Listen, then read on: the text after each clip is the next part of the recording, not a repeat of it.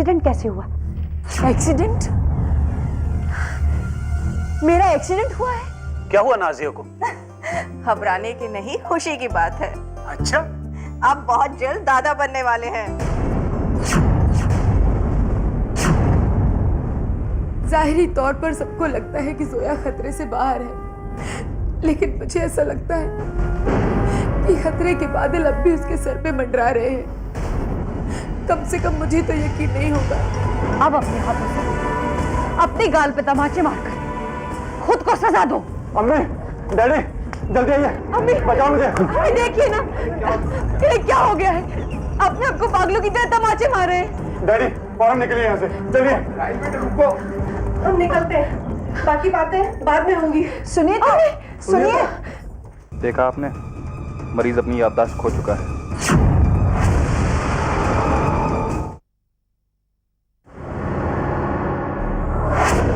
कौन है वह? क्या डॉक्टर साहब हैं? ठीक पहचाना आपने। डॉक्टर, मुझे कुछ याद क्यों नहीं आ रहा है? कौन हूं मैं? मेरा नाम क्या है डॉक्टर? मेरा घर बार कहाँ है? कुछ भी याद नहीं आ रहा है डॉक्टर, मुझे कुछ याद नहीं आ रहा है। मैंने आपसे कहा था ना कि थोड़ा वक्त लगेगा, धीरे धीरे आपको सब कुछ याद आ जाएगा। आप परेशान मत होइए। यहाँ मैंने अपनी पहचान खो दी है डॉक्टर, और आप कह रहे हैं कि परेशान मत हो।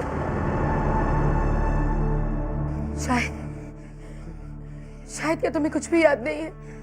कुछ भी नहीं? तुम और मैं घर से निकले थे। सिस्टर, मुझे पता है इमरजेंसी है। Yes, even I'm bothered. I'll be there. I should be there in 15 minutes. Yeah. अम्मी अब्बू से मिलने के लिए बरसों बाद अपने घर जा रहे थे शायद।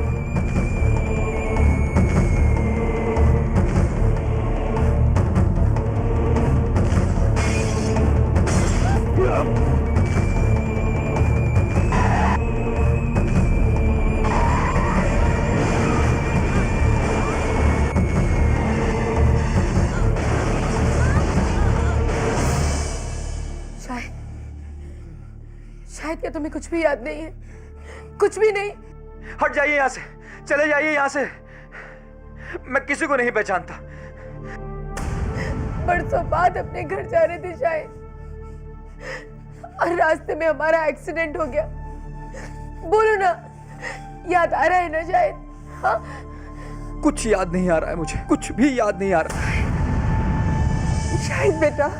शायद बेटा ये रेशम है, तुम्हारी बीवी, और हम तुम्हारे अम्मी अब्बू। एक मिनट अम्मी, शाहिद नाम से तो ये पहले से ही अनजान है।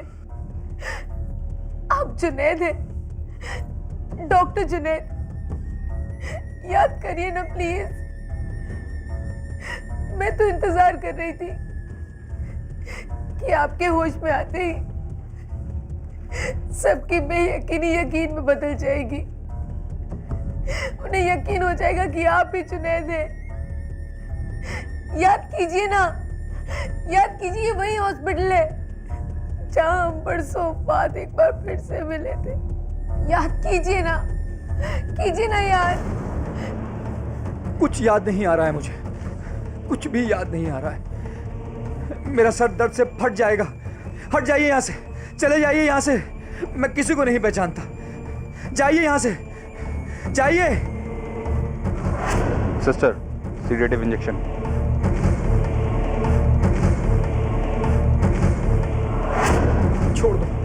छोड़ दो मुझे, चले जाइए, सब चले जाइए यहाँ से, चले जाइए। छोड़ दो मुझे। डॉक्टर साहब, इनकी याददाश्त वापस आ जाएगी ना? क्यों नहीं आएगी? पहले भी तो सिर पर चोट लगने से कुछ वक्त के लिए याददाश्त चली गई थी, मगर फिर लौट आई थी ना। हाँ, इस बात से इनकार नहीं किया जा सकता कि वक्त के गुजरने के साथ साथ इन्हें सब कुछ याद आ जाए। मुझे पूरा यकीन है कि बहुत जल्द इनकी आंखों पर छाई तो छट जाएगी, और फिर ये खुद को और हम सबको पहचान लेंगे बहुत जल्द।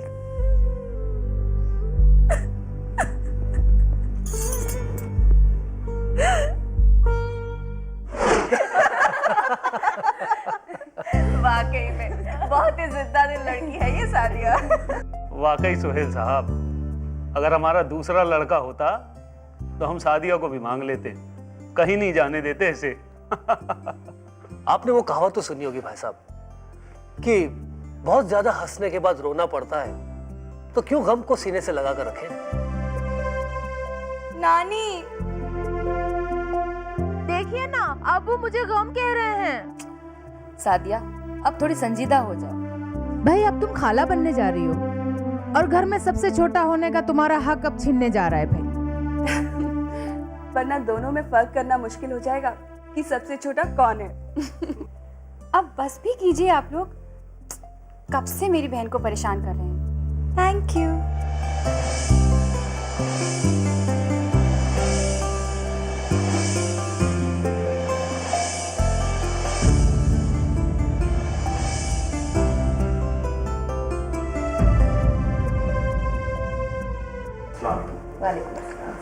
आओ अरसलान बेटा आओ।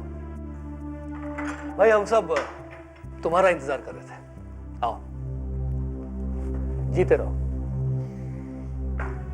क्या बात है जीजू, आप इतने नर्वस लग रहे हैं?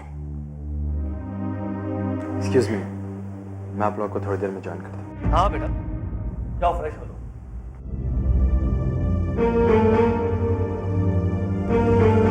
तब तक मैं आप लोग को एक जोक सुनाती हूँ।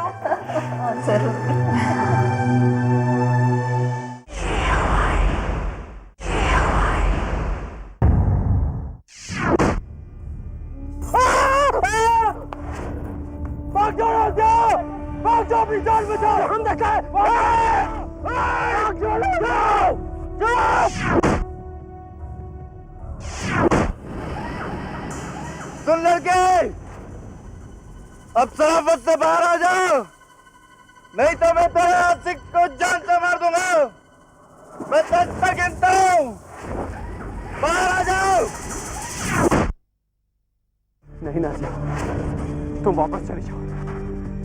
नाजिया मेरी बात मानो, मुझे कुछ नहीं होगा। नाजिया प्लीज, नाजिया यहाँ से वापस चली जाओ। नाजिया मेरी फिक्र मत करो। नाजिया प्लीज, नाजिया छोड़ दे मुझे, छोड़ दे कमीने। साला पिटारी समझ रहा था। नाजिया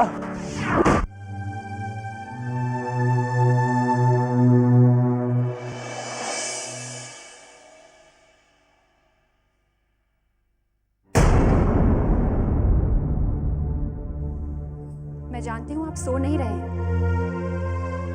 और नींद ना आने की वजह भी जानती हूँ। बेवकूफ नहीं हूं मैं जो आपकी मुझसे ये दूरी और बेजारी का सबब ना जान सकूं। क्या आपको ये लगता है कि मैंने आपकी नजर में पाक दामन बने रहने की वजह से गलत बयान दिया? सो जाओ नाजिया,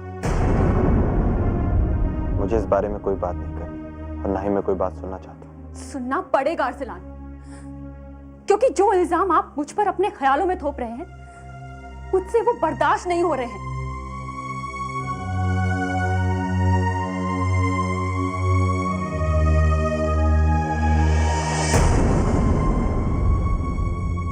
जिस बात का कोई सबूत ना हो वो तो इल्जाम ही कहलाएगा ना। क्या हमारे रिश्ते की बुनियाद इतनी खोखली है कि उसमें शक अपनी जगह तलाश सके? नाजिया, नाजिया, नाजिया, मैं तुम पर यकीन करना चाहता हूँ, तुम्हारी बातों पर एतबार करना चाहता हूँ, लेकिन रह रहकर उन चारों की तस्वीर मेरी नजर के आगे घूम जाती है। कि वो घिनौनी हरकत। बस अरसलान बस, इसके आगे एक लफ्ज नहीं कहिएगा आप। औरत सब कुछ बर्दाश्त कर सकती है मगर अपनी इज्जत पर उछाला गया कीचड़ कभी बर्दाश्त नहीं करेगी। क्यों बचाया नाजिया तुमने मुझे? क्यों बचाया तुमने? मर जाने देती मुझे। तुम्हारी बात पर यकीन ना करके मैं अपनी नजर में गिर जाता हूँ। ठीक है, मैं आइंदा आपको कभी अपनी सफाई में कुछ नहीं कहूंगी। अगर मेरी बात पर कभी पुख्ता यकीन हो जाए तो वही पुराना अरसलान अपनी नाजिया के साथ हंसते खेलते जिंदगी का पूरा सफर तय कर सकता है, वरना जो आपकी मर्जी।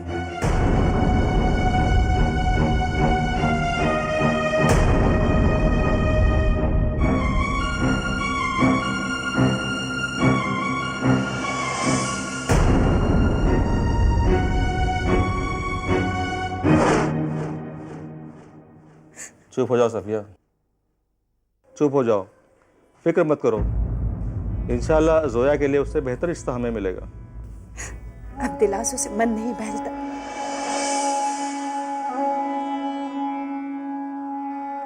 जी माफ कीजिएगा, दरवाजा खुला था, मैं बगैर पूछे अंदर आ गया। कोई बात नहीं बेटा, आओ बैठो।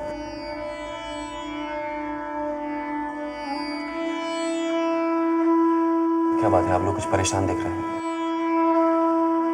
हाँ बेटा, तकदीर लिखने वाले ने हमारी तकदीर में खुशियों का सफा कोरा ही छोड़ दिया। जोया के ससुराल वाले आए थे उसकी खैरियत पूछने के लिए। पता नहीं उन्होंने क्या महसूस किया कि रिश्ता ही तोड़ दिया। कहने लगे कि उन्होंने सुना है कि जोया पर किसी शय का असर है। उन्हें अब पूरा यकीन हो गया है। अब उन्हें कौन बताए कि काजी साहब की इनायत के बाद जोया बिल्कुल ठीक हो चुकी है। इसका मतलब काजी साहब का ठीक है। सनोबर ने उन लोगों को भागने पर मजबूर किया होगा। आप लोग क्यों परेशान हो रहे हैं? काजी साहब और हम सब लोग आप लोगों के साथ हर मुसीबत का सामना कर लेंगे। वाकई आप लोगों का बड़ा सहारा है हमें। क्या मैं जोया से मिल सकता हूँ? हाँ बेटा, जोया पीछे लॉन में है, जाकर मिल लो। शुक्रिया।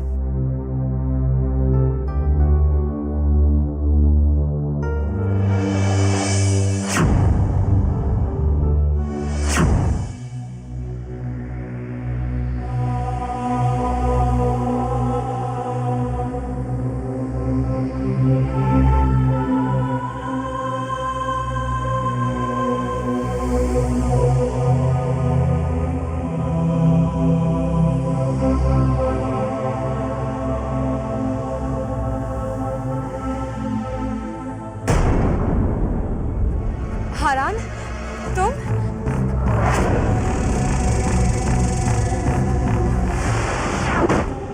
ये क्या बेवकूफी कर रही हो सनोबर तुम? हाँ? ये मत भूलो कि अब तुम सनोबर नहीं, अब तुम जोया हो। जोया हो तुम, तुम्हें जोया की तरह ही रहना है।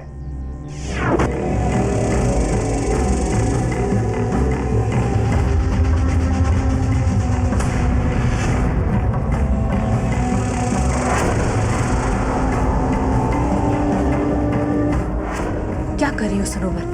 हारान की नजरों में तुम जोया हो। अपने जज्बातों पर काबू रखो।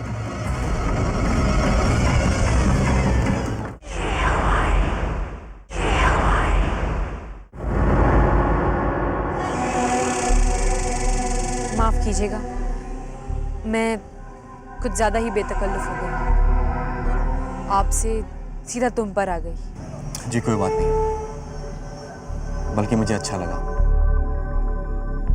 एक पल को लगा जैसे मेरी सनोबर ने मुझे आवाज दी।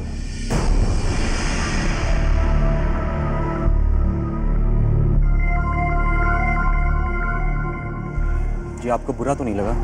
जी जी नहीं। दरअसल सनोबर की मोहब्बत ही मुझे आप तक खींच कर लाई। जिस सनोबर को मैं जानता था उसकी शक्ल हूबहू आपसे मिलती है।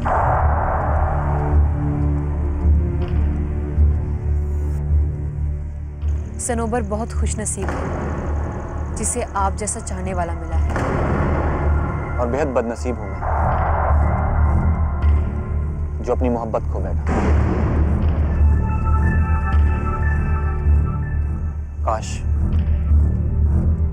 काश एक बार मुझे सनोबर मिल जाए,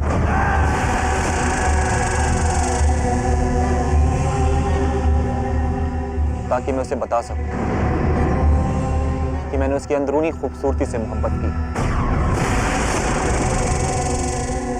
उसकी रूह को चाहा है। रूहानी मोहब्बत है मेरी। उसका जिस्म, उसकी शक्ल मेरे लिए कोई मायने नहीं रखता। बस यही कभी उससे कह नहीं पाया।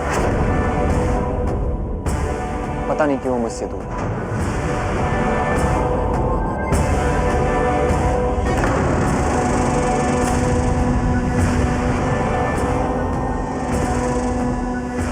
फर्ज फर्ज कीजिए, अगर आपकी सनोबर किसी और शक्ल में आपको वापस मिल जाए तो आप उसे कबूल करेंगे?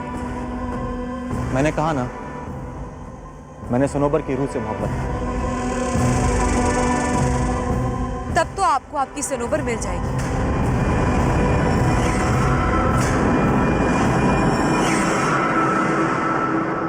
लेकिन एक शर्त पर। आप मुझसे कोई सवाल नहीं पूछेंगे। क्या यह मुमकिन है? मगर मैंने कहा ना, आप मुझसे कोई सवाल नहीं पूछेंगे। जंगल के किसी कोने में सनोबर का इंतजार कीजिए, वो खुद ब खुद आपके पास आ जाएगी, क्योंकि वो भी आपसे मिलने के लिए बेकरार है।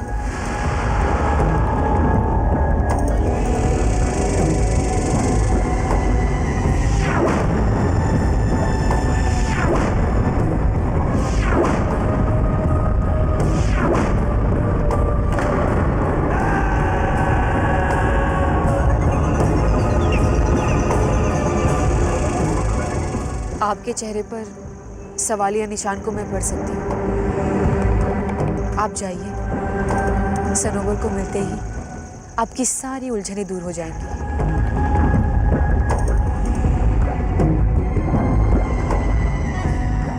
हरान, आज से मेरी सारी परेशानी, उलझन और फिक्र दूर हो गई है।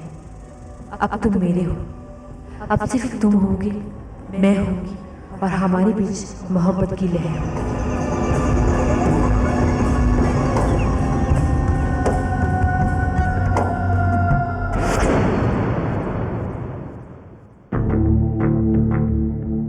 समझ में नहीं आ रहा मैं इस आने वाले बच्चे की खुशी मनाऊं या गम। इस बात का जवाब चाहिए तो तुम्हें डीएनए टेस्ट कराना पड़ेगा अरसलान, तभी इस बात की तस्दीक हो पाएगी कि बच्चा तुम्हारा है या। नासिया कभी डीएनए टेस्ट के लिए तैयार नहीं होगी।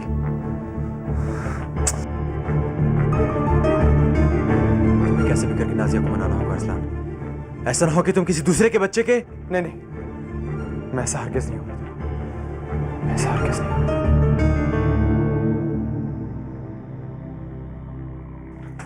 अरे नाजिया, तुम्हें पता है ना, ऐसी हालत में भारी सामान नहीं उठाते। लाओ मुझे तो, बोलो इसका क्या करना है? रास्ते में पड़ा था, वहां रख दीजिए। आज परसों बाद आपको मेरी फिक्र हुई है।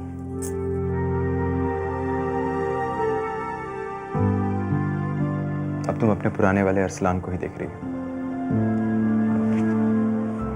नाजिया, मैंने एक बहुत अच्छे डॉक्टर से अपॉइंटमेंट लिया है। मैं कोई भी चांस नहीं लेना चाहता। कुछ टेस्ट हैं जो तुम्हें कराने पड़ेंगे। तुम कराओगी ना? आपका हुक्म मेरा ईमान है, जरूर कराऊंगी।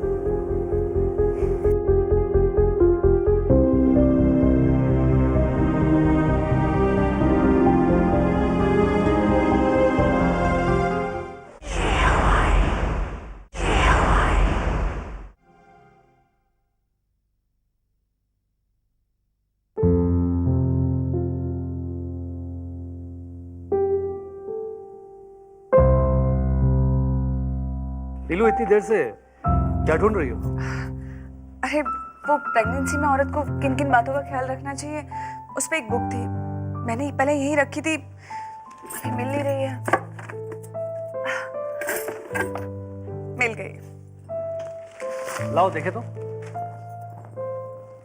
अरे ये तो वही किताब है जो आपने मुझे ला कर दी थी। एग्जैक्टली। अच्छा, तो माँ ने सारी चीजें अपनी बेटी के लिए संभाल कर रखी है। अरे भाई, पहले उसे फोन करके पूछ तो लो कि उसे इस किताब की जरूरत है भी या नहीं।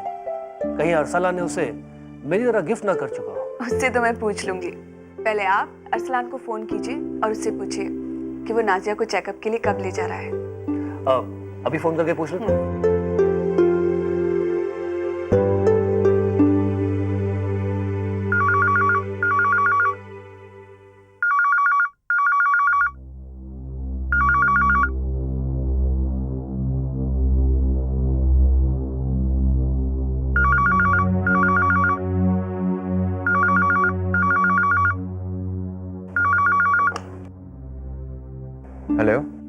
अरसलान बेटा। अस्सलाम वालेकुम डैड। वालेकुम अस्सलाम। कैसे हैं आप लोग? आप लोगों की दुआ है। बेटा हम ये चाह रहे थे कि तुम नाजिया का प्रॉपर चेकअप करवा लो। मेरे एक दोस्त का नर्सिंग होम है, वहाँ सब कुछ ठीक ठाक हो जाएगा। बेटा अगर तुम्हारे पास वक्त हो तो तुम नाजिया को यहाँ लेकर आओ, हम साथ मिलकर चलेंगे, वरना हम खुद उसे ले जाकर उसका चेकअप करवा लेंगे। आप लोग क्यों परेशान हो रहे हैं डैड? मुझे इन सब चीज़ों का ख्याल है। मैंने एक बहुत अच्छे डॉक्टर से अपॉइंटमेंट लिया है और हम लोग उनसे आज मिलने जा रहे हैं, बल्कि अभी निकलने वाले। लेकिन फिर भी 2 डॉक्टर से कंसल्ट करना अच्छा रहेगा, तो पहले मैं दिखा लूँ और बाद में आप लोग तसल्ली कर लीजिएगा। ठीक है बेटा, जैसे तुम्हारी मर्जी। हमें इन्फॉर्म ज़रूर कर देना। ठीक है, अल्लाह हाफिज़। अल्लाह हाफिज़।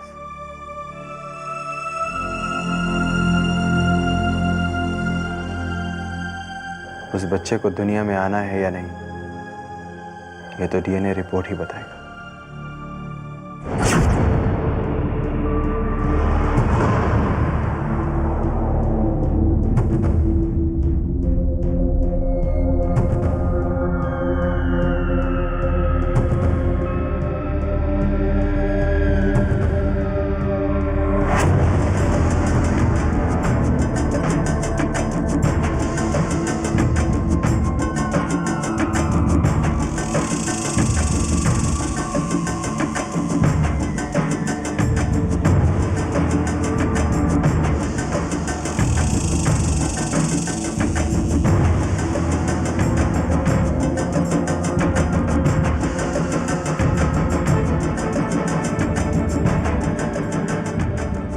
सनोबर,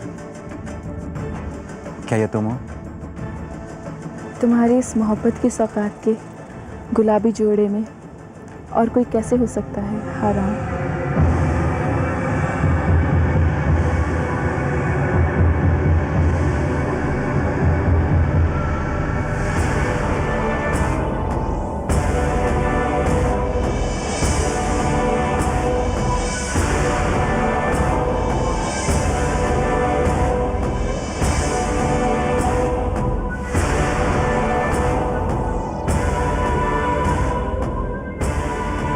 सनोबर आज अपने असली और मुकम्मल वजूद के साथ तुम्हारे सामने है हरान।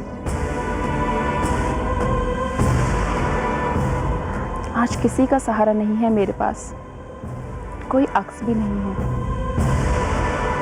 एक अरसे से तुम्हारी आगोश में आने के लिए तरसी हूँ मैं, बेहद तड़पी हूँ तुम्हारे लिए। और मुझे अपनी बाहों में भर लो और फिर कभी मत छोड़ना।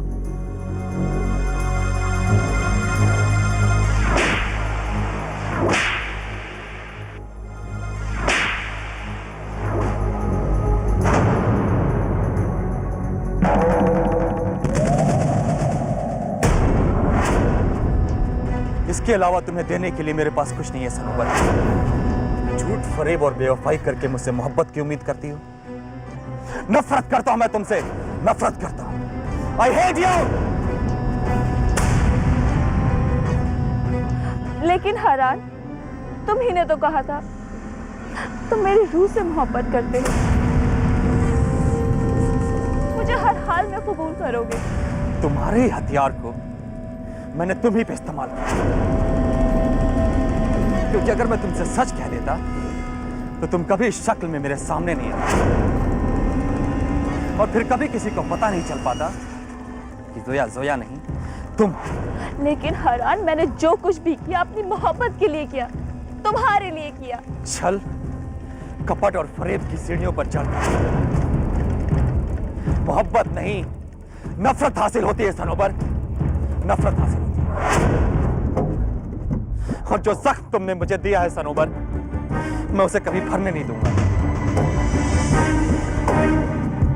ताकि मुझे यह सबक मिलता रहे कि कभी किसी पर आंख बंद करके भरोसा नहीं करना। अपने जज्बातों को किसी के हाथों का खिलौना नहीं बनने देना है सनोबर, किसी का खिलौना नहीं बनने देना। रुक जाओ हरान, मेरी मजबूरी को समझो। मैं सब कुछ बर्दाश्त कर सकती हूँ, तुम्हारी नफरत नहीं सह पाऊंगी। हरान, मुझे माफ कर दो, अब से तुम जैसा चाहोगे वैसा होगा। मुझे छोड़ के मत जाओ हरान। हरान, मैं समझ रही हूँ तुम उस जोया के लिए मुझे छोड़ रहे हो। मैं उस जोया को खत्म कर दूंगी। तुम्हारे और मेरे बीच में जो भी आएगा मैं उसे नहीं छोड़ूंगी, नहीं छोड़ूंगी। सनोबर,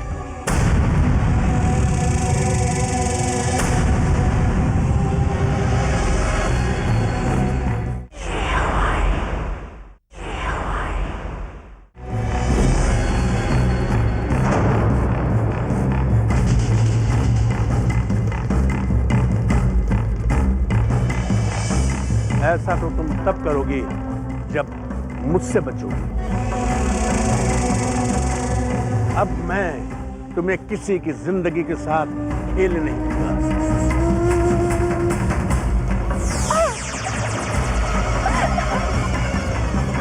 हरान, मैं तुम्हारे बगैर नहीं जी पाऊंगी। अगर तुम भीख में मुझे अपनी मोहब्बत नहीं दे सकते तो मौत दे दो मुझे।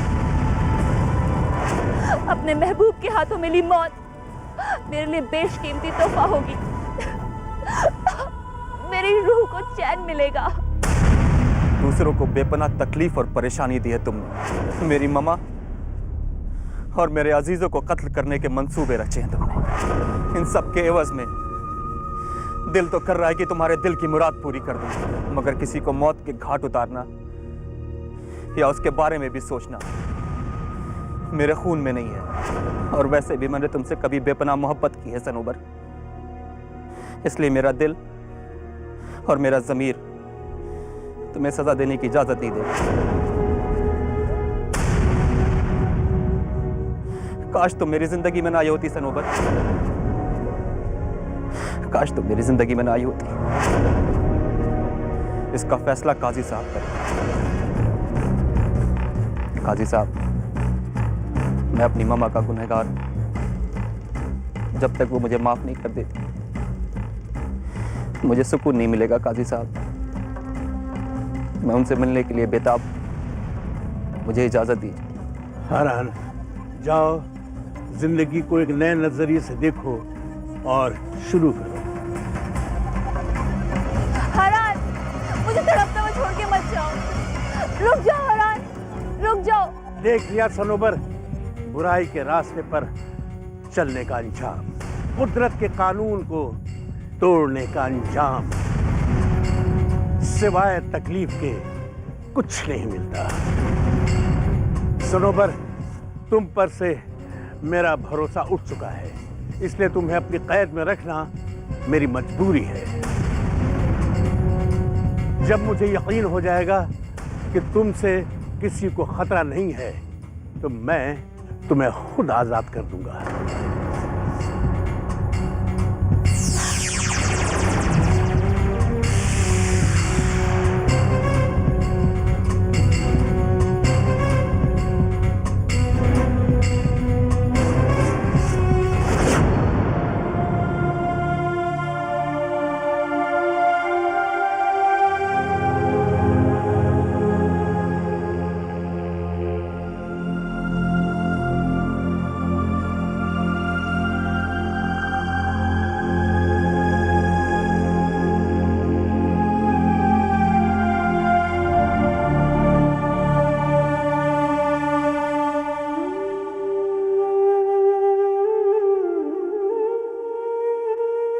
अम्मी, हाँ, ये लीजिए अम्मी, जूस पी लीजिए। नहीं, तुम पी लो रेशम। हम लोग पी चुके हैं बेगम, ये आपके लिए है। मैं नहीं पीऊंगी। बेगम प्लीज, खुदा के लिए दवा समझ के पी लीजिए।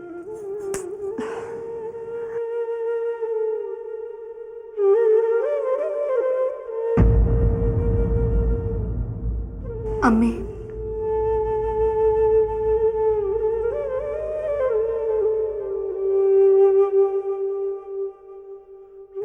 अम्मी, आप बहुत थक गई हैं।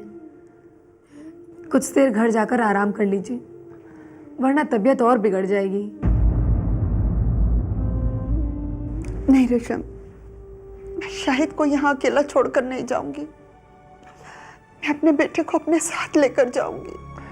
बेगम, रेशम ठीक कह रही है। अब आपकी सेहत इस काबिल नहीं है कि आप इतनी थकान और परेशानी बर्दाश्त कर सकें। आपको घर जाकर आराम करना चाहिए। और वैसे भी अब आपका शाहिद तो खतरे से बाहर है, बस इसकी याददाश्त वापस आनी है। और रेशम बेटे, मैं समझता हूँ कि तुम भी घर जाकर आराम करो, मैं यहाँ ठहरता हूँ। नहीं अम्मू, मैं यहाँ हूँ। आप अम्मी से कहिए ना कि घर जाके कुछ देर आराम कर लें। चलिए बेगम, आइए। चाहिए अम्मी।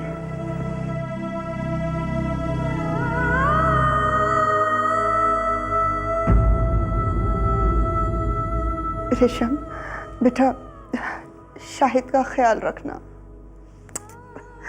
मैं भी कैसी बातें करती हूँ। मेरा बेटा है तो तुम्हारा शौहर भी तो है, हम सबकी जान है ये। आइए बेगम, चले।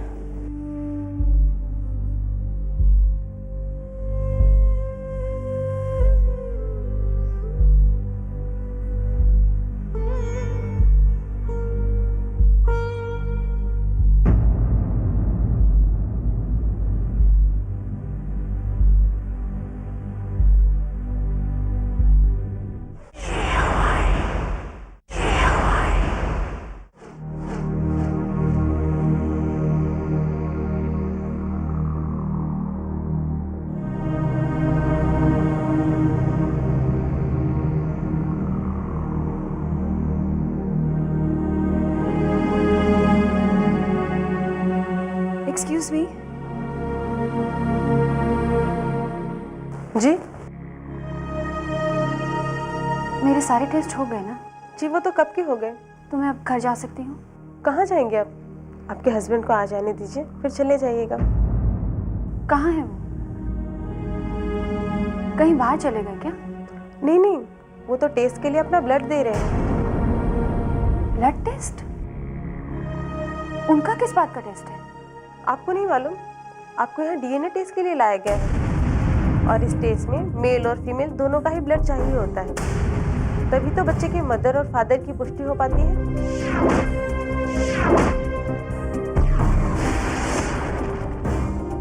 एक्सक्यूज मी, मैं अभी आती हूँ।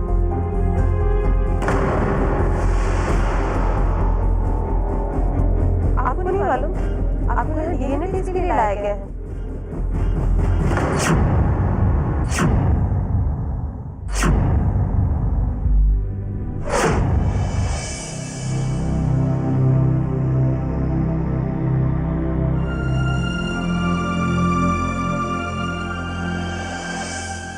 अरे हारा, मैं तुम्हें ही फोन करने जा रही थी। जोया के घर से फोन आया था, खैरियत बता रहे थे, लेकिन तुम्हारी कोई खबर नहीं थी।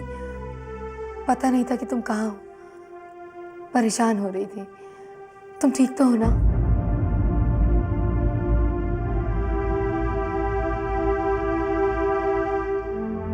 क्या हुआ हारा?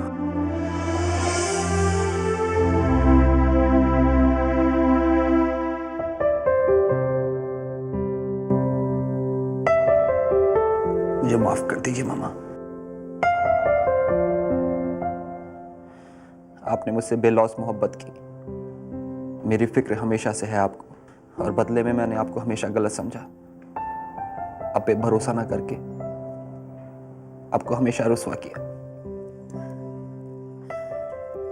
देर से ही सही, लेकिन तुम्हें इस बात का एहसास तो हुआ। मेरे लिए यही काफी है हारान, लेकिन तुम में इस बदलाव की वजह जरूर जानना चाहूंगी मैं। काजी साहब ने मेरी आंखों पर चढ़ी पट्टी खोलकर मुझे सनोबर की हकीकत से आगाह करा दिया। आपकी कही एक एक बात सच हुई। हारान, मुझे खुशी इस बात की नहीं है कि मेरी कही हुई बातें सच हुई। इस बात की है कि मेरा बेटा, मेरा हारान गुमराही के दलदल से बच गया।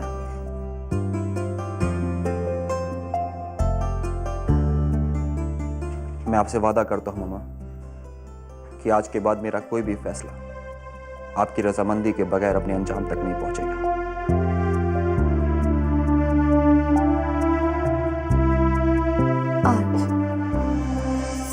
आज मेरा हारान मुझे मिल गया।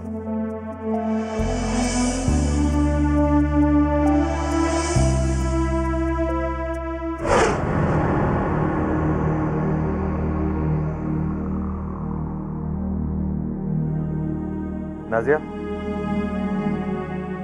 नाजिया, चले? नहीं। What? वो असला मैं कुछ अंदर से ठीक फील नहीं कर रही हूँ। एक दिन डॉक्टर की ऑब्जर्वेशन में रहना चाहती हूँ।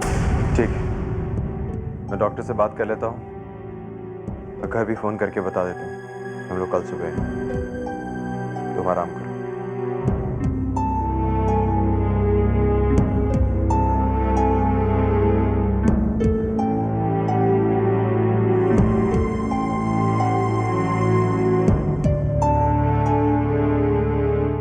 आपको नहीं मालूम, आपको यहाँ डीएनए टेस्ट के लिए लाया गया है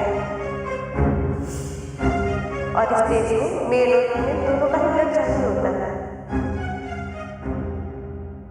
तभी तो बच्चे के मदर और फादर की पुष्टि हो पाती है। आपको नहीं मालूम, आपको यहाँ डीएनए टेस्ट के लिए लाया गया है और इस टेस्ट में मेल और फीमेल दोनों का ही ब्लड चाहिए होता है। तभी तो बच्चे के मदर और फादर की पुष्टि हो पाती है।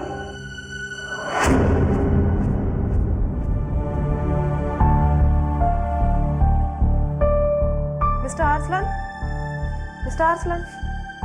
यस सर, आपकी डीएनए टेस्ट की रिपोर्ट आ गई है। Please go ahead. नाजिया। जी? Nothing, thank you.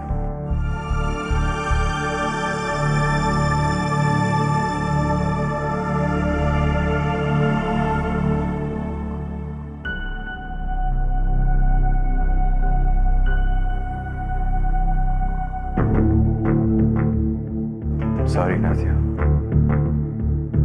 मेरी और तुम्हारे जिंदगी की बेहतरी के लिए बहुत जरूरी था।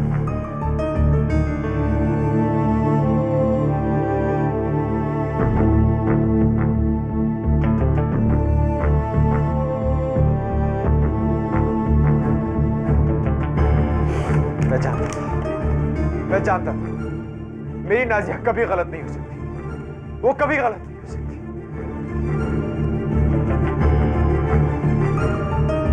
नाजिया,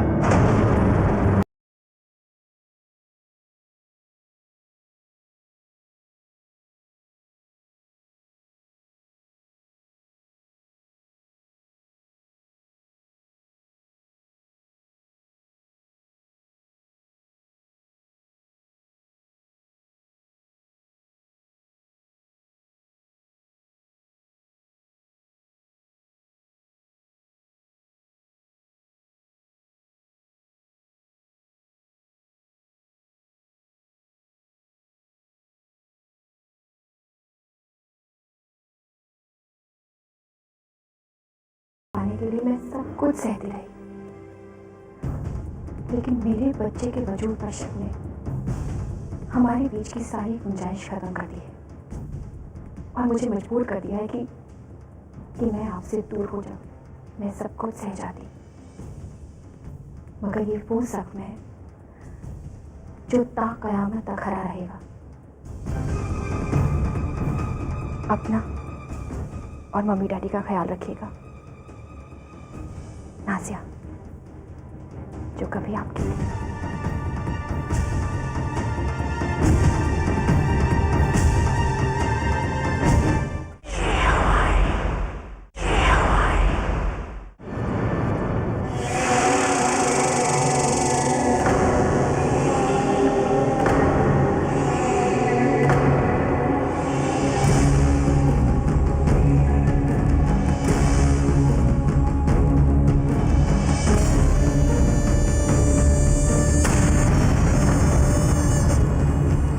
सनोवर,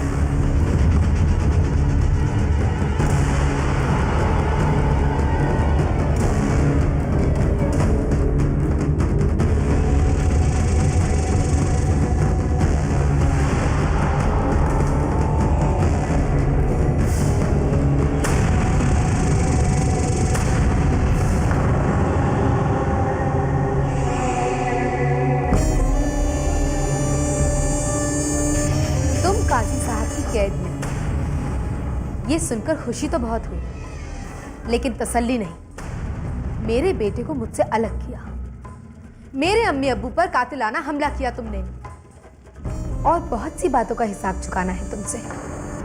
काजी साहब के सामने उनकी मर्जी के खिलाफ मैं तुझे कुछ नहीं कर सकती थी, इसीलिए इंतजार था मुझे उनके बाहर जाने का।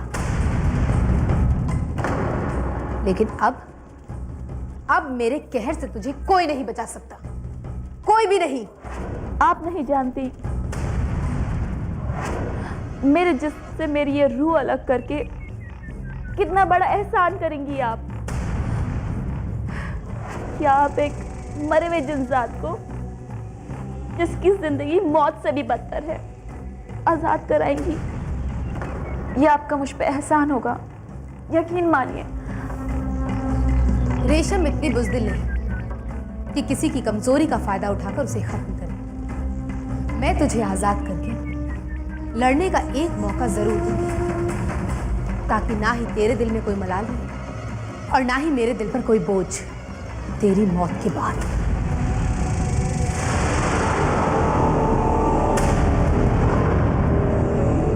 मैं नहीं चाहती कि काजी साहब के पाक घर में तुम्हारे खून की नापाक छींटे पड़े। तुम्हारी मौत तो मैं लिख चुकी हूं सनोबर, अब से बस कुछ ही लम्हों बाद, लेकिन काजी साहब के पाक घर में नहीं, कहीं बाहर।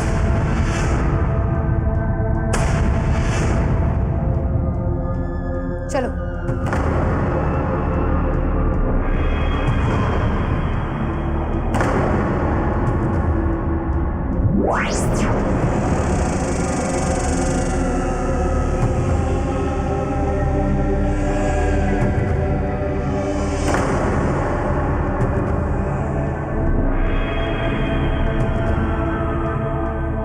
चलो।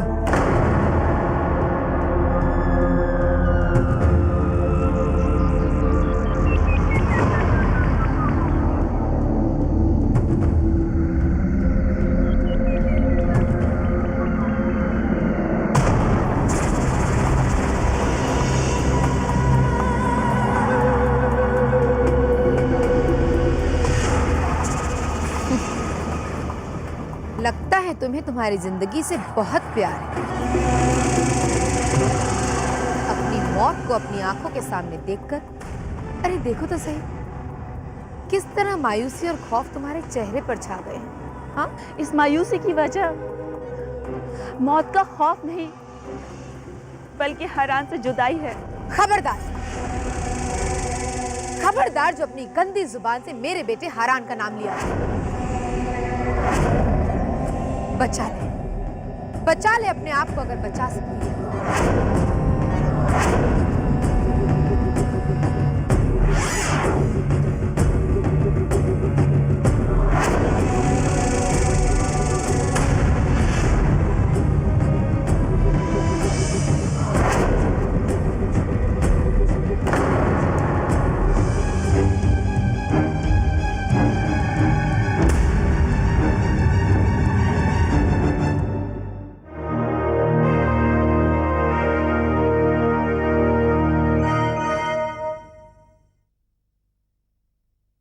राहेल ने शादी से इनकार कर दिया। बेटा वो उनकी बदकिस्मती है जो तुम्हारी कीमत का अंदाज।